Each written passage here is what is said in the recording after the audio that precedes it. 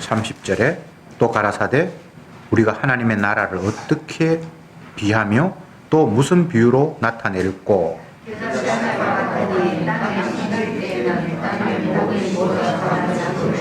심긴 후에는 자라서 모든 나물보다 커지며 큰 가지를 내니 공중의 새들이 그 그늘에 깃들일 만큼 되니라.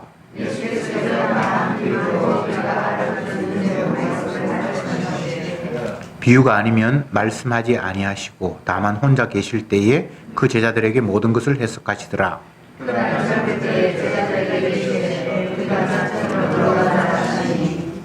저희가 무리를 떠나 예수를 배에 계신 그대로 모시고 가매 다른 배들도 함께 하더니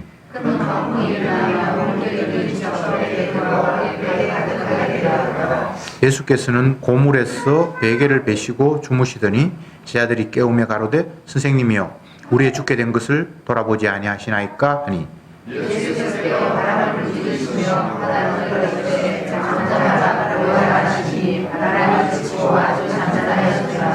이에 제자들에게 이르시되 어찌하여 이렇게 무서워하느냐 너희가 어찌 믿음이 없느냐 하시니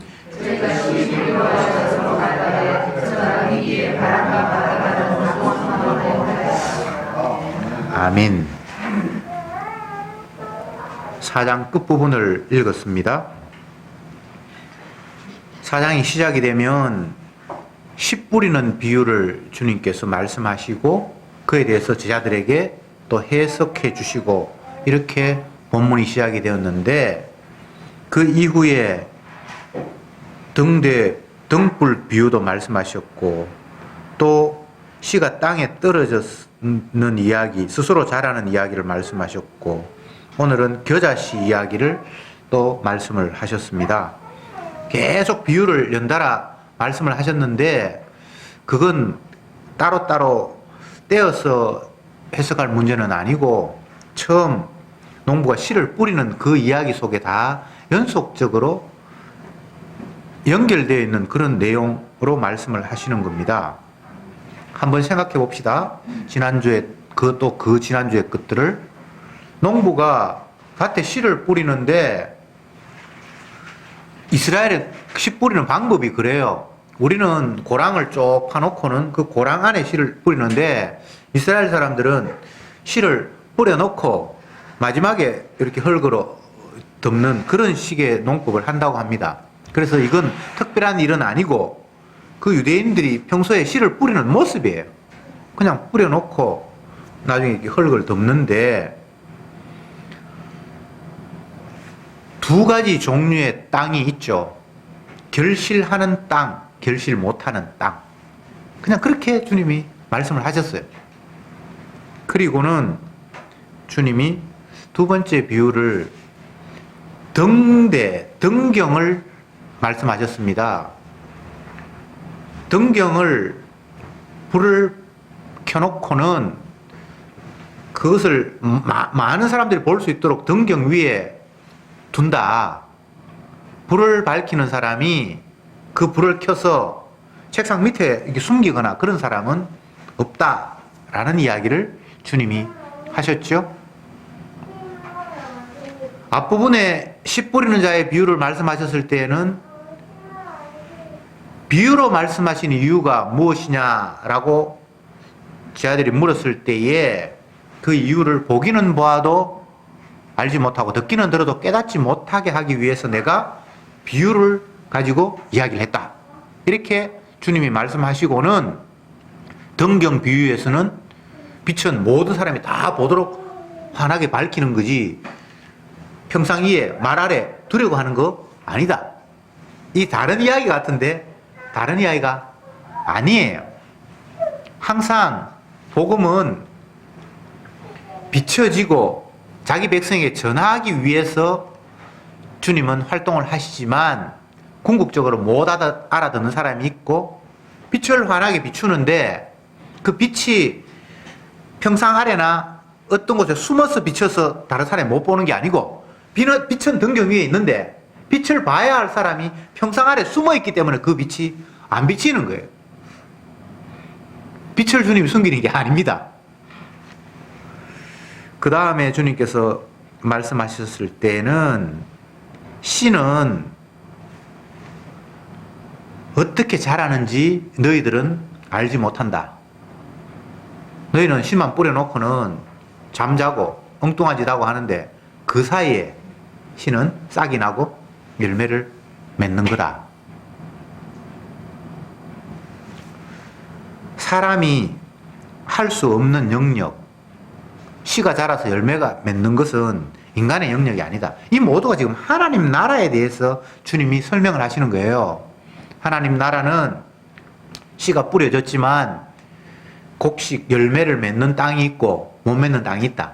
복음이 땅에 떨어졌을 때 다 결실하는 것이 아니라 그 복음에 결실을 맺는 사람이 있고 못 맺는 사람이 있다는 거죠. 그리고 복음 자체는 환한 등불이 되어서 넓게 비치지만 그 빛을 보는 사람이 있는가 하면 말 안에나 등경 밑에 자기가 위치해서 그 환한 등경의 빛을 못 보는 사람이 있다는 거예요. 그리고 씨는, 하나님 나라는 사람이 어떻게 해서 결실을 맺거나 하는 것이 아니라 씨 스스로가 결실한다. 그러니까 인간이 천국 간다든지 뭐 복음을 어떻게 한다든지 할 수 있는 영역이 아니라 하나님 자신이 하나님 나라를 만들어 간다. 이런 이야기를 하셨죠. 이제 오늘 본문으로 넘어와서 겨자씨 이야기를 주님이 말씀하셨습니다. 10절에 또 가라사대 우리가 하나님 나라를 어떻게 비하며 또 무슨 비유로 나타낼꼬. 계속 하나님 나라를 지금 설명하고 있는 겁니다.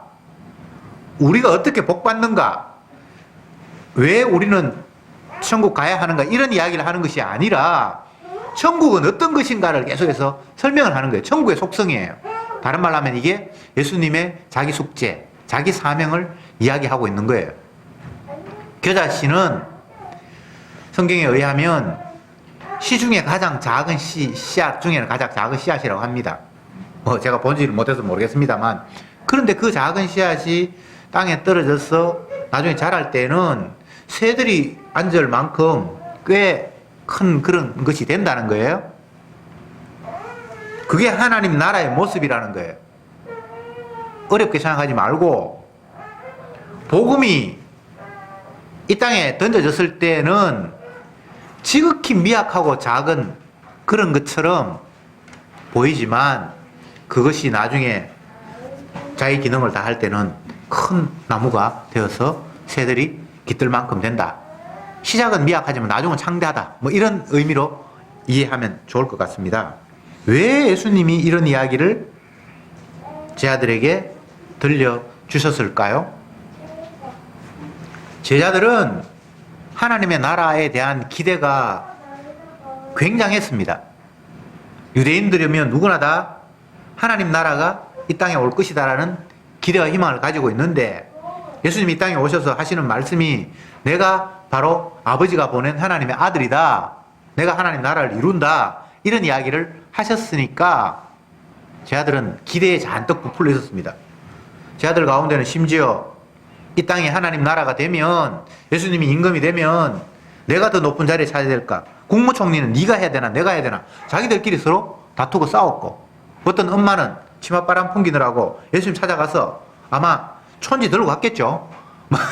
선물을 가지고 갔든지, 주님 하나님 나라가 되면 우리 아들을 하나는 국무총리 시켜주시고 하나는 경제부 장관 시켜주시고, 이런 이야기를 지낸 이야기가 아니고 성경에 있는 이야기란 말이죠. 그 말은 어떤 의미입니까? 사람들이 기대하는 하나님 나라는 엄청난 것이었어요. 이제 고생 끝, 행복 시작. 우리나라가 남의 나라에 종살이하고 흉년 들고 질병이 일어나고 뭐 여러 가지 삶의 조건이 안 좋은 그 여건 속에서 예수님이 하나님의 아들로 이 땅에 왔고 그분이 임금이 되어서 이스라엘을 하나님 나라로 만들면 이 백성은 이제는 행복한 날만 있을 것이다라는 엄청난 기대와 희망을 가지고 있었죠. 그런데 예수님은 그런 자들을 향해서, 야, 너희들이 볼 때는 지금 내가 복음의 씨를 뿌렸는데 그게 빨리 결실을 해서 하나님 나라가 완성이 됐으면 좋겠는데 뭐 아무것도 일어난 게 없고, 오히려 하나님의 아들이라는 사람이 그 당시에 종교적인 권력을 가지고 있는 사람들에게 몰려다니고 쫓겨다니고 피해 다녀야 하는 이런 궁상맞은 모습을 보면서 과연 이분이 하나님이 보낸 하나님의 아들이 맞나? 복음의 씨앗이 맞나? 맞다라면 뭔가 결실해야 되는데 이 아무것도 없지 않냐라는 이런 생각을 갖고 있는 그들에게 하나님의 나라는 이와 같으니 겨자씨가 땅에 떨어진 거하고 똑같다. 얼마나 미미하고 초라했으면 거기에서 뭔가 기대도 못할 만큼 아무것도 아닌데 나중에 다 자라서 결과를 보면 전혀 달라질 거다. 이렇게 이야기를 하면 제 아들은 알아들었으면 좋겠는데 여전히 못 알아듣는 거예요. 제가 지난주에 이런 말씀을 했죠.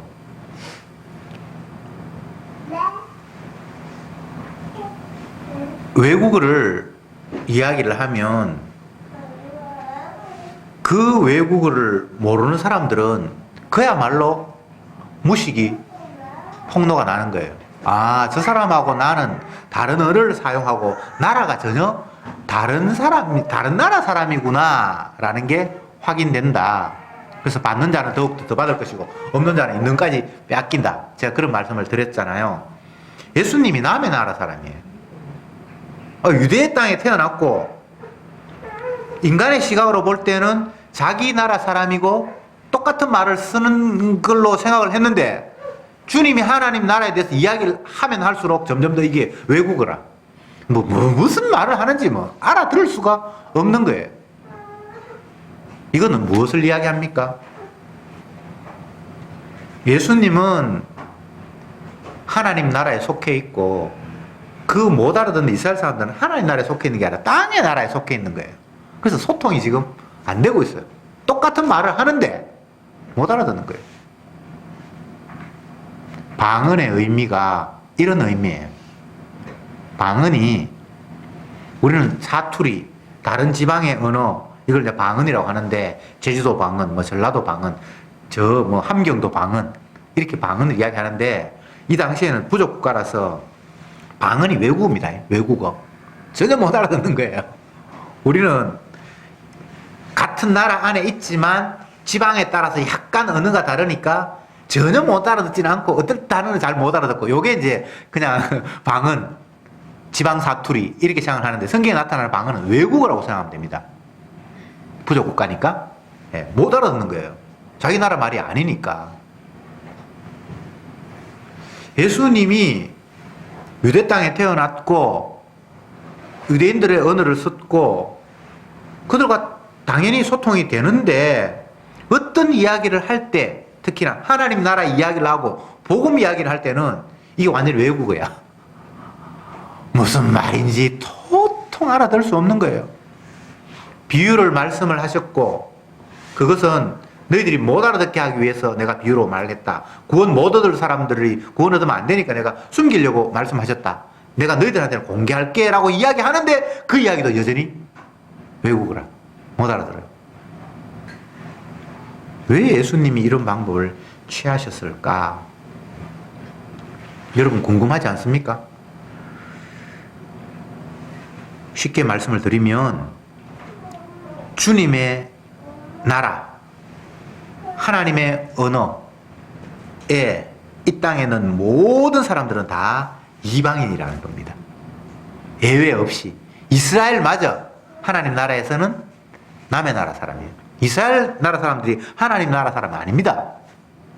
이스라엘은 세상의 수많은 나라 가운데 한 나라로 선택이 되어서 왜 이 세상 나라가 하나님의 나라와 다른가를 보여주는 시범 교재로 뽑힌 자예요. 제 아들 역시나 마찬가지입니다. 인간의 대표로 뽑혀 나와서 얼마나 무지하고 하나님을 싫어하는가를 보여주는 샘플로 그들이 초청받았어요. 그래서 그 샘플은 당연히 하나님의 나라에 대해서 이방인이었고 하나님의 뜻에 대해서 배척하는 수밖에 없다라는 사실을 온몸으로 시범 교재로, 교보제로 보여준 거예요. 그래서 주님은 비유를 말씀하시고 비유를 설명하시는데 여전히 그들은 까막누리고 못 알아듣는 이런 상황이 오는 겁니다. 그러면 어떡하는데? 이미 이야기했잖아요. 신은 스스로 열매 맺는다고. 사람이 그게 간섭할 이유도 없고 간섭이 되지 않는 거예요. 천국 간다, 지옥 간다, 누군가 복을 받는다, 저주를 받는다. 이건 사람의 손을 떠난 문제예요. 시가 스스로 잘하는 거하고 똑같은 거예요. 복 받으려고 뭐 내가 무엇하면 영생을 얻겠습니까? 부자 청년이 예수님 앞에 물은 게 이거 그 사람만의 궁금증입니까? 모든 인류에 다 궁금증이잖아요. 내가 어떻게 하면 복 받을지, 어떻게 하면 천국 있다면 어떻게 하면 천국 갈지, 내가 지금 뭔가 저주가 자꾸 오는 것 같은데 어떻게 하면 이 애군을 끊어서 이제는 저주 안 받을지, 이게 다 우리의 관심사잖아요. 그런데 사람으로서는 할 수 없다. 그건 너희들의 문제를, 너희들의 손을 이미 떠난 문제야. 사람으로서는 할 수 없어. 내가 무슨 선한 일을 해야 영생을 얻을 수 있을까? 선한 분은 아버지밖에 없는데 이 말이 너희들의 문제가 아니라는 거예요. 근데 왜 자꾸 우리는 그 문제를 내 문제로 끌어내리죠? 이게 선악과 따먹은 후유증이에요. 마귀가 계속해서 우리를 내 행동 여하에 따라서 복도 오고 저주도 오고 천국도 가고 지옥도 갈 수 있다라고 계속 꼬드기는 거예요. 아니 무슨 재주로 우리가 천국을 갑니까? 씨가 어떻게 자라죠? 몰라. 뱃속에 태아가 어떻게 자라죠? 엄마가 뭘 어떻게 합니까? 아니에요. 그냥 자라는 거예요. 이건 우리의 영역이 아니에요. 어떤 사람은 지가 낳았다 그러는데 지가 낳은 것도 아니에요. 주님이 태어나게 하셨어요. 내가 낳았으면 더 이쁘게 낳았겠지. 더 멋지게 낳았겠지. 더 유전자도 우수한 IQ도 막 한 180 정도 되고 키도 막 180이나 이렇게 멋있게 하겠죠. 아니, 자기가 안 했다라는 것이 날마다 깨달아짐에도 불구하고 지 새끼라 그러고 내가 어떻게 한다고 자꾸 우기는 이 모순. 내가 낳은 게 아닌데 왜 내 마음대로 합니까? 내 새끼가 아닌데 왜 내 새끼라고 자꾸 우겨요? 내게 없어요. 세상에는 남편도 내게 아니고 내 주문에 들은 돈도 내게 아니고 뭐 내 건강도 내게 아니고 아무것도 내게 없어요. 이렇게 말씀으로 이것이 아멘이 되고 받아들여지면 수고하고 무거운 짐이 내려놓게 돼요. 내 거라고 생각하니까 이게 지키려고 그러고 한가님을 쓰죠. 지킬 게 뭐가 있습니까? 내가 내 아들을 지킨다고. 내 아들 손대면 내가 땅 끝까지, 하늘 끝까지 따라가서 내가 보복할 거라고. 드라마에 그런 대사가 있던데 못 지켜요. 무슨 재주를 지킵니까? 하나님은 졸지도 아니하시고 주무시도 아니하시고 우리를 불꽃 같은 눈으로 지켜보시니까 지킨다라는 말이 맞는데 나는 피곤하면 자야 돼요. 배고프면 먹어야 돼요. 내가 잠잘 동안에 어떻게 뭐를 지킵니까? 내가 불철주야 눈 뜨고 지킬 수 있습니까? 그리고 24시간 동행할 수 있습니까? 쥐는 지 삶 살아야 되고 지 할 일 해야 되고. 지킨다니까 말짱 거짓말이에요. 어쨌든 내 영양권 안에 두고 싶고 나의 확대, 나의 연장, 그래서 나를 더 크게 보니까 결국은 나를 지키는 것이고 자기를 감추는 것이고 숨기는 또 다른 모습이에요. 그걸 뭐 부모의 사랑이 숭고하다 뭐 오만 이야기 다 하는데 그 마귀 장난입니다. 자기 애예요. 자기 애. 자기 애. 정과 욕심을 십자가에 못 박아라 했을 때 그 정이라는 게 죄의 범주 안에 속하는 거거든요. 십자가에 못 박아야 되는 거니까. 그래서 뭐 정이 있다는 게 그게 긍정적인 것도 아니에요. 저놈은 정이 없다. 정이 있으나 정이 없으나 다 죄예요. 다시 본문으로 돌아갔어. 예수님이 하나님 나라는 이와 같다라고 하면서 많은 것들을 말씀하셨습니다. 오늘은 겨자씨와 같다. 제 아들은 뭔가를 기대하고 예수님이 왕이 되면 이 나라가 완전히 바뀔 것이고 예수님을 따라다녔던 자기들은 직업을 버리고 쫓아왔을 때 그 직업보다는 몇 배로 더 좋은 뭔가가 생길 것이다라는 뭔가 잘못된 희망, 헛된 욕망들이 부풀어 있는데 그렇게 생각하지 마라. 그리고 하나님 나라에 지금 결실이 없다고 너희들이 생각할지 모르는데 궁극적으로는 어마어마한 결실이 있을 것이다. 이렇게 이야기를 하시고 주님께서 이제 배를 타고 건너편으로 이제 지나가셔야 되는데 예수님이 탄 배가 풍랑이 일기 시작을 하고 배가 뒤집어질 직전까지 왔어요.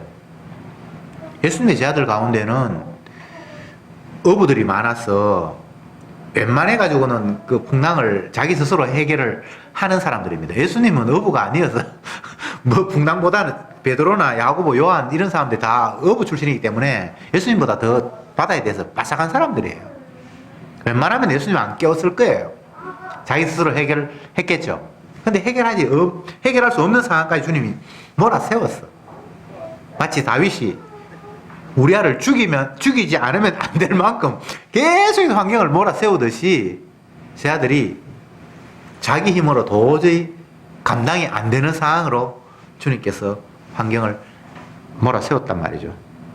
그러니까 처음에는 자기 힘으로 어부의 경력으로 헤쳐가려고 나름대로 생각을 했겠죠. 근데 그게 안 되니까 주무신 예수님을 깨우신 거예요. 막 흔들어서 주님 지금 잠잘 때가 아닙니다. 우리가 다 지금 죽게 되었습니다. 그럴 때 예수님이 바람을 꾸짖으시고 바다에게 명령을 하셔서 잠잠하게 되었습니다. 그러면서 예수님께서 하시는 말씀이 이 믿음 없는 놈들아 라고 말씀을 하신 거예요. 그럴 때 제 아들이 얼마나 황당했겠습니까? 아니 이 사람이 도대체 누구지? 오늘 본문에 그렇게 돼 있어요. 누구시기에 바람과 바다를 명령을 하시지?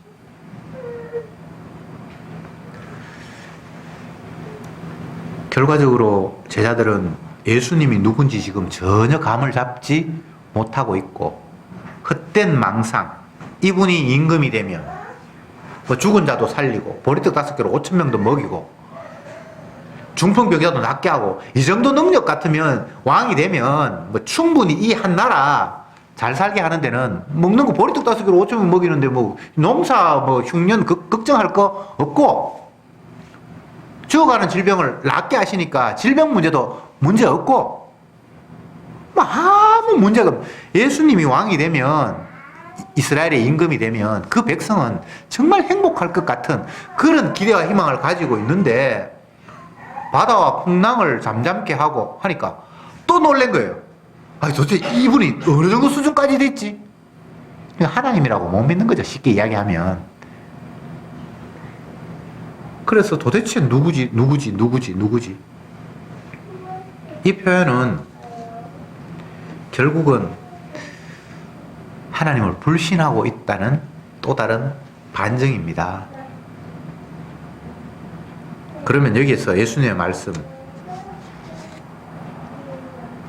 어찌 믿음이 없느냐 40절 제가 다시 읽어볼게요. 이에 제자들에게 이르시되 어찌하여 이렇게 무서워하느냐 너희가 어찌 믿음이 없느냐 무서워하느냐 믿음이 없느냐 결국은 뭐 믿음이 없으니까 무서워하는 건데 똑같은 이야기예요.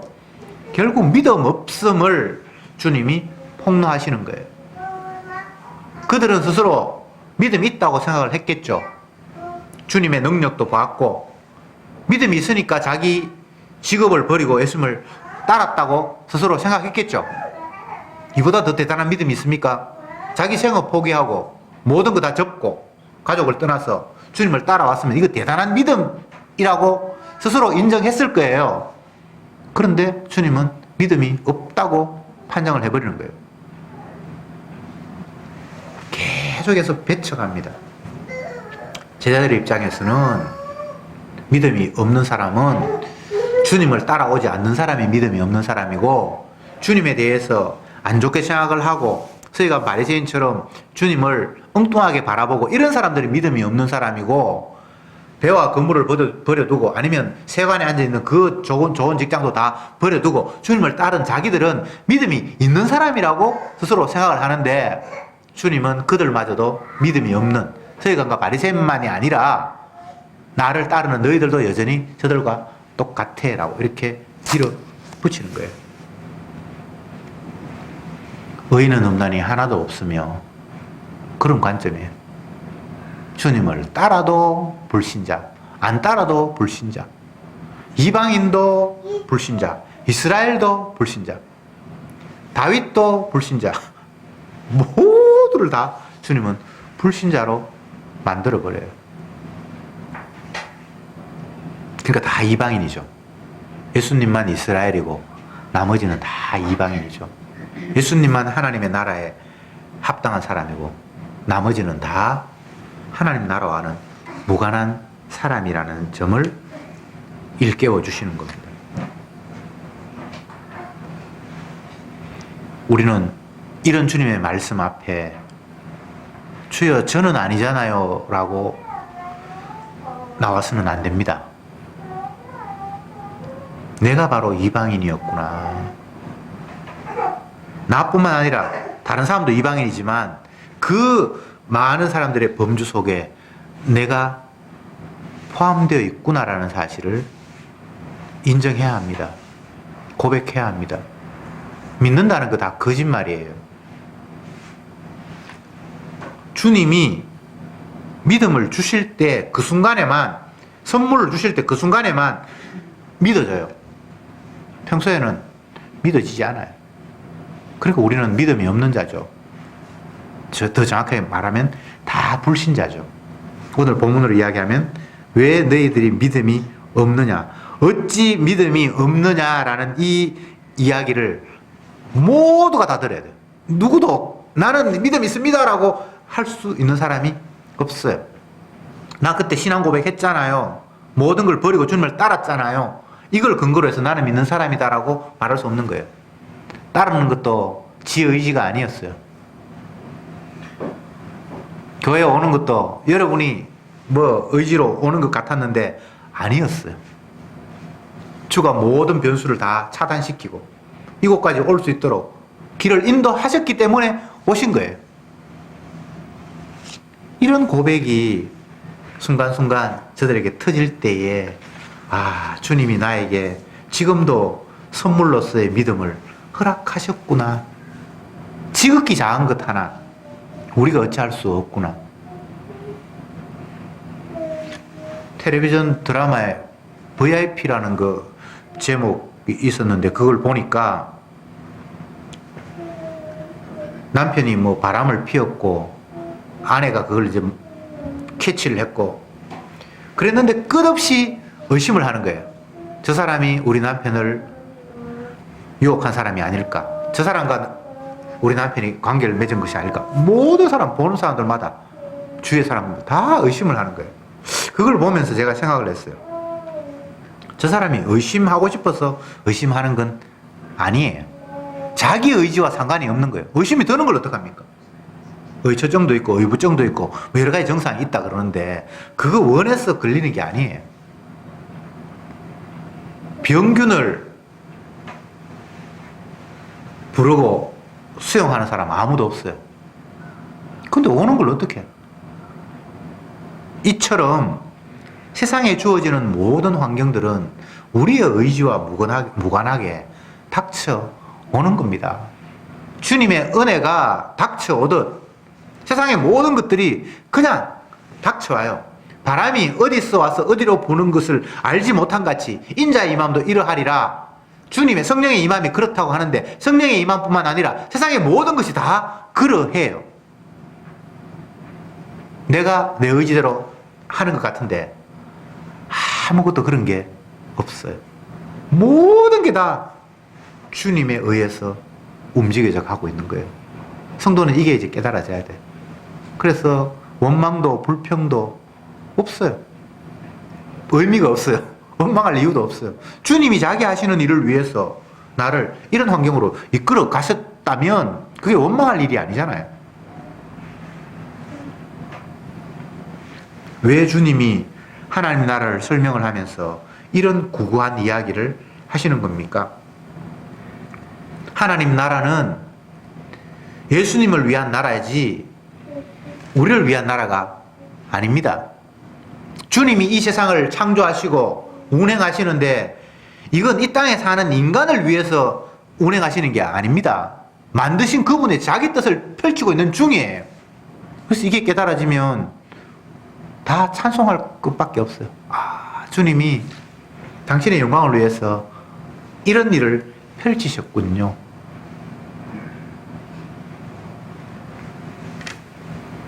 제자들이 믿음 없음이 폭로되었습니다.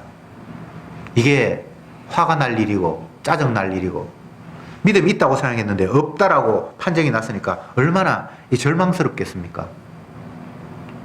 모든 것들을 다 버리고 주님을 따랐는데 믿음 없다라고 판정이 났으니 차라리 주님을 배반하고 지 마음대로 사는 사람처럼 그렇게 살았으면 덜 억울하지. 내가 하고 싶은 대로 조금이라도 더 했을 텐데. 이건 자기 모든 거 다 버리고 따랐는데 믿음 없는 사람하고 똑같이 취급을 해버리니까 얼마나 이게 황당하고 억울하겠어요.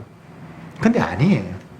이렇게 돼야 주님의 용서로 오롯이 다가오는 거예요. 병든 자에게라만 의원이 필요하다라는 예수님의 말씀. 이건 아무리 들어도 부정할 수 없는 주님의 복음입니다. 병든 자에게라만 의원이 필요하다. 그런데 그 복음 앞에 나 건강한데요. 이거 얼마나 교만한 이야기입니까? 건강한 사람 아무도 없어요. 우리는 태생부터가 망가져서 태어났고 이미 죽은 자라는 사실을 확정시키는 과정이 살아가는 생이에요. 내가 죽었다라는 사실을 주님이 드러내기 위해서 우리를 이 땅에 살려요. 살면서 죽어가잖아요. 태어나는 그 순간부터 우리는 죽었다라는 것을 온몸으로 다 발산하는 거잖아요. 그래서 생명이 끝났다라는 게 복음 안에서는 큰 의미가 없어요. 어차피 그건 생명이 아니었는데. 너희 생명은 하나님 안에 감춰져 있느니라. 진짜 생명이 따로 있어요. 우리는 이 가짜 생명을 가지고 있어요. 그리고 이 가짜 생명이 가짜 생명이라는 사실을 보여주기 위해서 지금 죽으면서 살아가고 있어요. 이게 성경 이야기예요. 우리는 이 가짜 생명이 진짜 생명인 줄 알고 안 죽으려고 발버둥 치잖아요. 안 죽을 방법 있습니까? 한 번 죽는 것은 하나님이 정하신 바요. 이게 주님의 약속이에요. 다 주님이 죽여요. 왜? 가짜 생명이니까. 진짜 생명은 따로 있다는 사실을 보여주기 위해서. 그래서 우리는 이 가짜 생명을 지니면서 가짜 생명에 목을 맬 것이 아니라 목을 맨다고 해도 지킨다고 해도 지켜지는 것도 아니고요. 내가 버린다고 해도 버려지는 것도 아니고요. 주님이 이용할 만큼 이용하다가 끝내요. 어떤 분은 산소호흡기 꽂고 2년씩 사는 사람도 있어요. 아이고 저거 왜 사노? 라고 우리는 그런 생각을 할지 모르지만 주님은 아직도 살려두어서 활용할 가치가 있기 때문에 살려두신 거예요. 어떤 사람은 아이고 아깝다 너무 일찍 갔다 그러는데 아까울 게 없어요. 할 일 다 했어. 주님이 보실 때에는 사용할 대로 다 사용하신 거예요. 근데 더 중요한 것은 그 죽음, 그 살아있음이 생명이 아니라 진짜 생명은 따로 감추어져 있다는 사실이에요. 야, 이 놀라운 비밀이 성도에게 공개되고 깨달아지고 믿어지니까 정말 세상이 달리 보이잖아요. 사람이 달리 보이고 모든 게 다 다르게 보이잖아요. 지 생명 하나 연장하고 지속시키기 위해서 안간힘을 쓰고 있는 모습을 보면서 저거 생명 아닌데 때가 되면 주님이 거둬갈 잠시 있다 사라져 버릴 것들인데 라고 보여지면 그런 사람들이 불쌍하고, 물론 이게 우리에게 24시간 지속되는 거 아닙니다. 믿음이 선물로 올 때만 그런 생각이 들어요.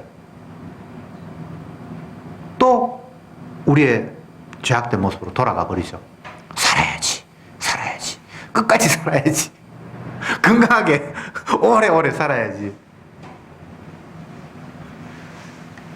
그래서 우리는 오늘 본문의 말씀처럼 어찌 믿음이 없느냐라는 이 소리를 주님으로부터 들을 수밖에 없어요. 예수님의 제자들을 너무 얕보지 마세요. 이 사람들이 수준이 떨어지거나 형편없는 무리라서 이런 게 아니라 이게 인간의 한계예요. 제자들 얕보면 안 됩니다. 이 사람들 진짜 믿음이 없는 것처럼 우리가 깔보는 거는 안 돼요. 이분들 대단한 사람들이에요. 그럼에도 불구하고 주님 간접에서 보니까 믿음이 없는 자들아. 풍랑이 이는 그 앞에 죽기 싫어서 죽음이 무서워서 벌벌 떠는 이 어리석은 자야. 어차피 네 생명 가는 거야. 끝나는 거야. 네 생명 그거 유지해서 하나님 나라 가는 것도 아니고 아무것도 아니야. 그건 잠깐 있다 사라져 버릴 것들이야. 안개의 것들이야. 근데 그게 안 믿어지니까 자기 생명이 위협을 받으니까 벌벌벌벌 떨며 두려워하는 것. 믿음 없는 사람 맞잖아요. 제자들이 믿음 없는 게 아니고 모든 인간이 이 수준을 벗어나지 못하는 거예요. 맞습니다. 주님, 저 믿음 없습니다. 죽는 것도 싫고 고통받는 것도 싫고 주님의 뜻을 이루든 말든 내가 좀 편한 쪽으로 주님의 뜻을 이루면 안 좋겠습니까? 웃을 때도 있고 울 때도 있다 그러는데 웃음만 좀 저한테 주시면서 주님의 뜻을 이루면 얼마나 좋겠습니까? 병들 때도 있고 치료시킬 때도 있다고 주님 말씀하셨는데 나는 치료하는 모습 속에서 주님의 뜻을 이루면 좋지 않겠습니까? 라고 우리는 내 위주로 하나님의 일이 펼쳐지기를 기대하고 있잖아요. 울 날도 있고 웃을 날도 있고 병들 날도 있고 치료할 날도 있고 태어난 날도 있고 죽는 날도 있고 만난 날도 있고 헤어진 날도 있다. 주님이 자기 하시는 일을 위해서 라고 말했음에도 불구하고 우리는 헤어짐이 없는, 아픔이 없는, 눈물이 없는 쪽으로 주님 앞에 사용당하기를 원하잖아요. 얼마나 큰 반칙입니까? 믿음 없음 맞습니다. 그러기에 주님이 우리를 치료하셔야만 되는 존재입니다. 다른 방법이 없어요. 사람이 사람을 도울 수 없는 이유가 믿음 없기는 마찬가지거든요. 사람 의지하지 마세요. 그 사람의 믿음의 대상이 아닙니다. 그도 똑같이 믿음 없는 사람입니다. 그래서 죽으나 깨나 우리에게는 예수님만이 유일한 믿음의 대상입니다. 그분이 나에게 믿음을 주시지 않으면 우리는 영원히 믿음과 상관이 없는 사람입니다. 선물, 믿음. 이게 정말 얼마나 귀한 건지 말씀을 읽으면 읽을수록 깨달을 수밖에 없습니다. 주님이 주시지 않으면 영원히 누구도 우리에게 줄 수 없는 유일한 선물, 믿음. 주님이 그것을 우리에게 주시려고 우리를 믿음 없음으로 확인시켰습니다. 계속 믿음 없음으로 드러나서 주님만이 우리에게 믿음을 선물로 주시는 분이라는 사실을 깨달으면서 주님 외에 다른 기대가 없는 저와 여러분들 되었으면 좋겠습니다. 기도합시다. 주여 감사합니다. 제자들은 주님의 능력을 목격하고 체험하고 주님의 능력을 힘입어서 나아가 복음도 전하고 엄청난 능력을 맛보았지만 결국 그들도 믿음 없는 자로 드러날 수밖에 없었습니다.